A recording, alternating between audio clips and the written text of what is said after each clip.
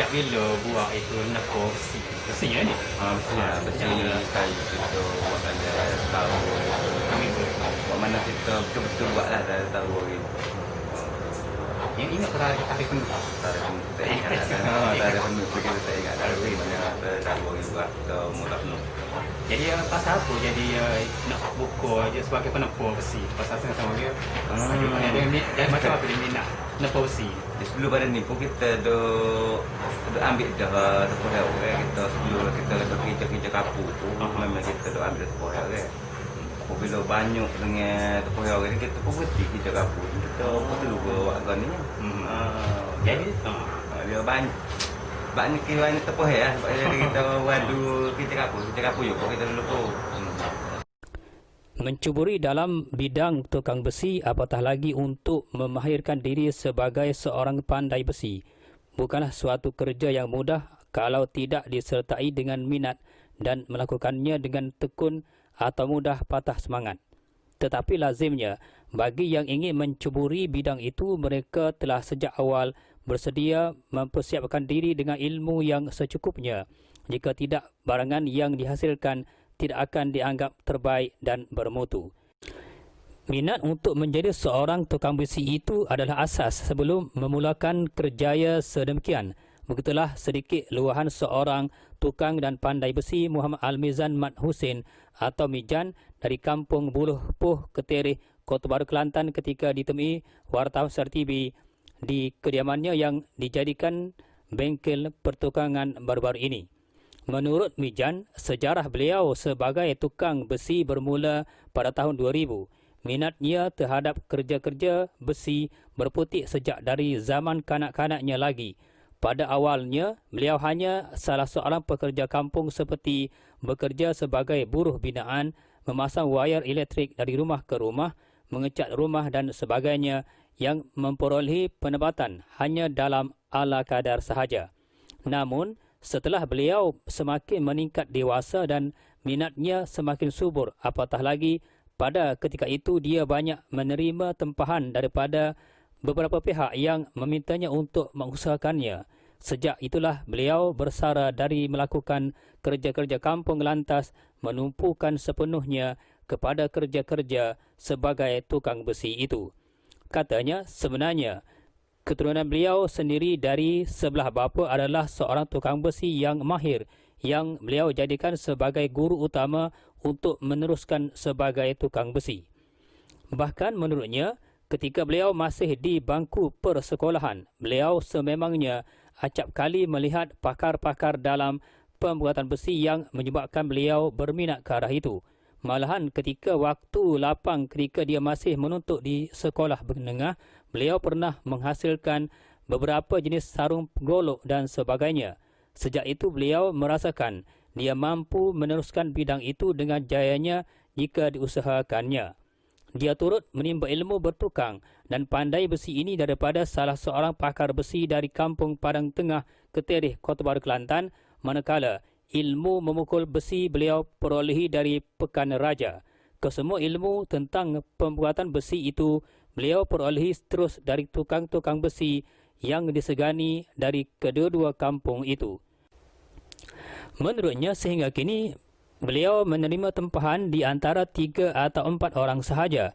Beliau tidak menerima tempahan lebih dari itu kerana untuk menyiapkan barangan besi memerlukan tumpuan khusus dan perlu dilakukan dengan sempurna untuk menghasilkan barangan bermutu. Katanya menambah, dari segi harga pula, dia menjual barangan besi berkenaan dengan harga RM800 sebilah. Namun harga berkenaan hanya dijual dalam negeri Kelantan. Tetapi jika dijual ke luar Kelantan pula, harganya berbeza kerana dilihat dari segi bilahnya. Manakala harga tertinggi setiap bilah yang pernah dijualnya adalah kira-kira RM800. Itu pun dijual hanya mata sahaja, tetapi tidak termasuk ulunya.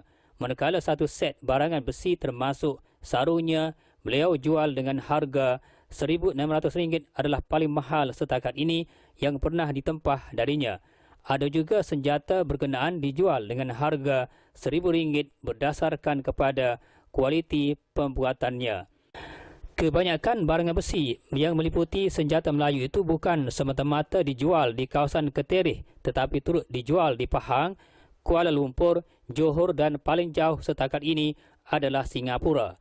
Kebiasaannya jualan barangan besi seumpama itu dia mendapatkan khidmat daripada penjual daripada Pahang dan Johor yang mempromosikan barangan besi buatannya.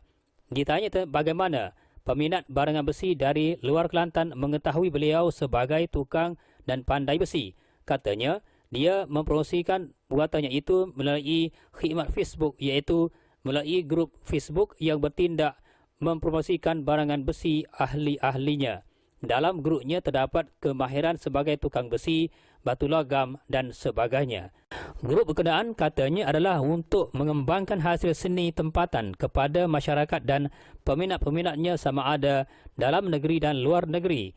Paling ramai tukang dan peserta dalam grup Facebook tersebut adalah terdiri dari tukang besi dan batu logam. Katanya keahlian dalam grup batu logam kini mencecah sehingga 16,000 ahli, manakala grup barangan besi yakni pisau, parang, golok, keris, pedang telah melebihi 20,000 ahli. Keahlian ini sebenarnya termasuk dari negara Thailand, Filipina dan Indonesia. Kata Mijan, di Kelantan kebanyakan barangan besi dipromosikan sendiri oleh tukang besi itu dengan harapan untuk memperkenalkan hasil seni orang Kelantan di mata luar. Namun, bagi negeri-negeri lain adalah sebaliknya, iaitu grup-grup berkenaan akan mempromosi barangan besi hasil tangan orang lain, bukannya hasil sendiri.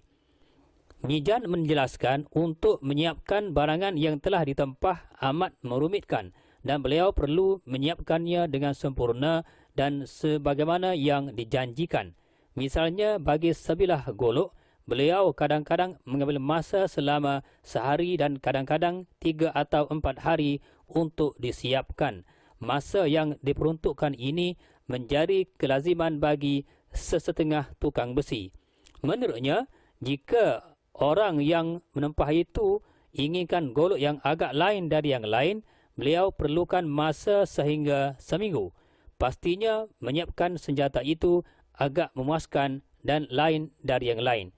Beliau juga turut menghasilkan pedang yang menjadi minat sebilangan masyarakat hari ini.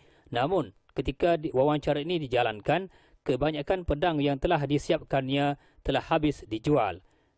Beliau pernah juga menerima kata-kata semangat, dorongan dan pujian yang merujuk barangan besi yang beliau hasilkan ini amat digemari kerana ada seninya. Katanya beliau mendapatkan bekalan besi yang terdiri dari senjata tradisional Melayu untuk menghasilkan pisau, parang, golok, keris dan pedang dari tempat besi buruk. Kalau di keluar Kelantan pula, biasanya bekalan besi buruk boleh diperolehi dari pihak kilang papan. Namun, terdapat juga penempah yang membawa besi sendiri untuk dibuat barangan itu. Dengan cara yang demikian, tukang besi seperti beliau tidak perlulah mencarinya di merata tempat dan tentunya menjimatkan masanya pula. Katanya setakat ini bagi beliau, besi terbaik yang mudah dibuat senjata adalah jenis besi mata ketam. Namun, kebiasaan bagi tukang-tukang besi menggunakan besi spring kenderaan. Ditanya tentang sesetengah tukang besi menggunakan besi batang paip, beliau menjelaskannya, setakat ini beliau belum pernah menggunakan besi jenis itu. Namun, kalau setakat untuk menghasilkan keris, menjadi kelaziman bagi sesetengah tukang besi menggunakan besi batang paip. Walau bagaimanapun, kalau untuk menghasilkan golok menggunakan besi batang paip, beliau tidak dapat menyatakannya kerana beliau belum pernah melihatnya lagi. Bercakap tentang pekerja pula, buat masa sekarang hanya dia seorang sahaja pekerja untuk menyiapkan tempahan yang dibuat. Walau bagaimanapun sekiranya terdapat banyak tempahan dan dia tidak dapat menyiapkannya seorang diri, pastinya dia akan meminjam salah seorang pekerja yang merupakan rakannya sendiri yang juga mahir dalam seluk-beluk pertukangan besi ini untuk membantunya. Walaupun begitu, salah seorang rakan yang dimaksudkan itu datang awal bermula jam 8 pagi dan pulang jam 3 petang setiap hari. Keperluan kepada pembantu itu menurutnya berdasarkan kepada keadaan semasa.